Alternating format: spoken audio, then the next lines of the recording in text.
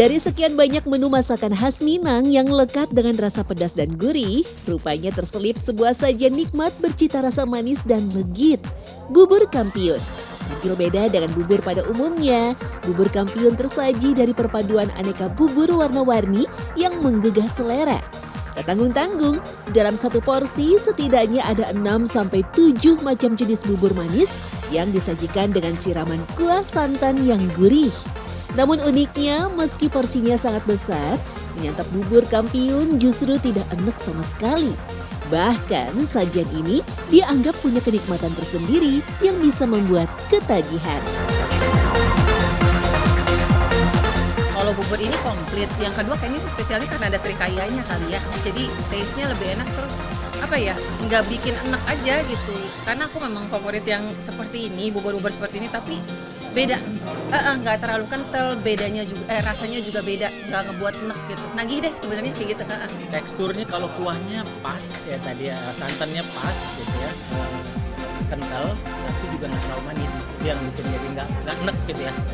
Kolaknya ya ini tadi ya, pisangnya juga pilih pisangnya pas gitu ya, pisangnya tuh nggak terlalu lembek ya, tapi juga nggak terlalu keras, jadi ya pas aja.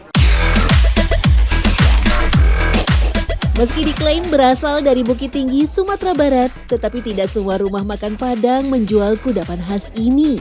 Bubur kampiun biasanya hanya dijual pada pagi hari sebagai menu sarapan atau sebagai takjil ketika berbuka puasa. Semua sajian dari bubur sumsum, kacang hijau dan ketan, pacar Cina, biji salak atau candil, serikaya sampai kolak pisang dicampur dalam satu piring. Semua memberikan rasa yang saling melengkapi, dari manis creamy serikaya sampai gurihnya ketan. Justru di situ letak istimewanya bubur kampiun itu. Karena perpaduan rasa. Memang semuanya manis ya, tapi kan beda-beda. Dari pacar Cina rasanya beda. Memang manis, tapi kan beda santannya, beda adonannya juga beda. Ada kacang hijaunya juga. Jadi dipadukan memang manis. Meski disebut bubur, tetapi sebenarnya serikaya tidak dibuat dengan menggunakan tepung apapun. Adonannya hanya terdiri dari campuran telur ayam, gula pasir, dan santan kelapa. Semua diaduk sampai rata sambil diberikan bumbu spekuk yang memberikan aroma wangi dari kayu manis.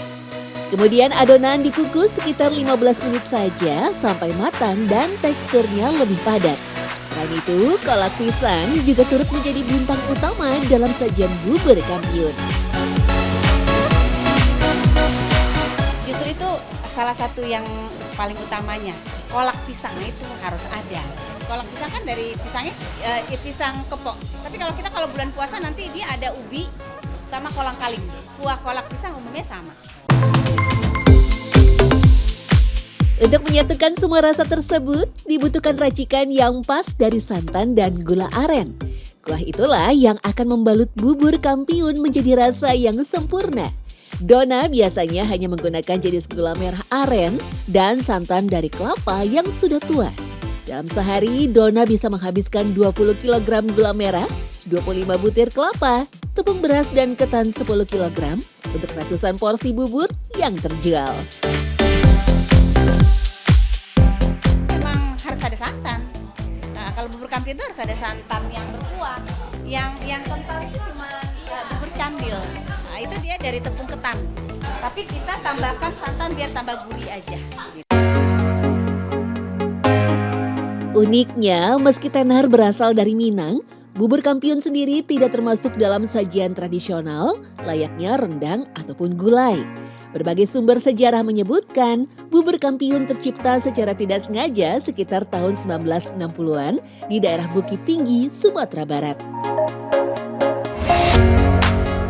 Sejarahnya itu kan ada yang bilang bahwa ini diciptakan dari sebuah perlombaan yang tidak sengaja gitu. Akhirnya terkumpullah si aneka bubur-bubur itu yang kemudian akhirnya menjadi satu. Nah, kalau ngomong akhirnya menjadi kampiun, kalau bahasa mudahnya kira-kira gimana dia nggak menjadi champion ketika semua yang enak itu nyatu di dalam satu sajian.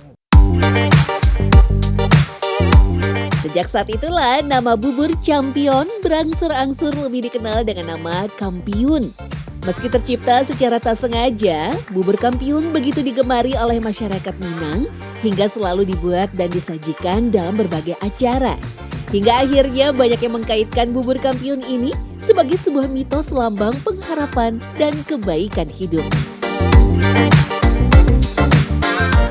Jelas satu persatu itu punya makna masing-masing. Kayak bubur sumsum itu kan melambangkan kesucian gitu ya. Kemudian seperti kacang padi itu melambangkan, atau bubur kacang hijau itu melambangkan sebuah proses yang dilalui gitu. Jadi semuanya itu ada filosofinya. Nah, kalau mau dibilang ketika mereka semuanya bergabung di dalam satu mangkok gitu, di dalam satu wadah itu, aku bisa bilang mereka itu selaras.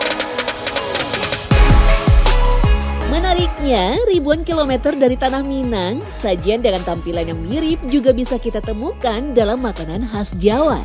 Di Jawa Timur disebut bubur safar, sedangkan di Jawa Tengah lebih dikenal dengan nama jenang Solo. Isiannya pun melimpah, terdiri dari bubur sumsum, candil, mutiara, kacang hijau dan ketan hitam yang disiram dengan saus gula merah dan santan kelapa kental. Tekstur bubur yang lembut dan sedikit kenyal berpadu dengan manisnya gula Jawa dan gurihnya santan kelapa benar-benar pas dan lumer di mulut. Bubur safar juga tampil dengan warna-warni yang cantik sehingga tak heran makanan ini juga sangat digemari. Lihatnya kayak memori zaman waktu kita kecil juga, zaman dulu, terus warnanya juga enak dilihat gitu kan. Jadi menarik untuk orang tuh, menarik untuk mencicipi gitu. Paling yang aku favorit sih yang merah ini ya, Mutiara. yang mutiara ya. Terus mutiara sama bubur sumsum itu kan kayak udah paling fix banget. Jadi kalau rasanya aku selalu balik-balik lagi tuh yang kalau aku happy, suka pasti mutiara. Meski terbilang sajian klasik, ada teknik tersendiri dalam proses pembuatan elemen bubur safar. Salah satunya saat membuat bubur sumsum. Tepung beras harus diencerkan dulu dengan air dingin sampai benar-benar larut, baru bisa dimasukkan ke dalam santan yang sudah mendidih. Jika tidak encer sempurna, tekstur bubur akan dinodai dengan gumpalan kasar dari tepung beras. Oh, nggak boleh.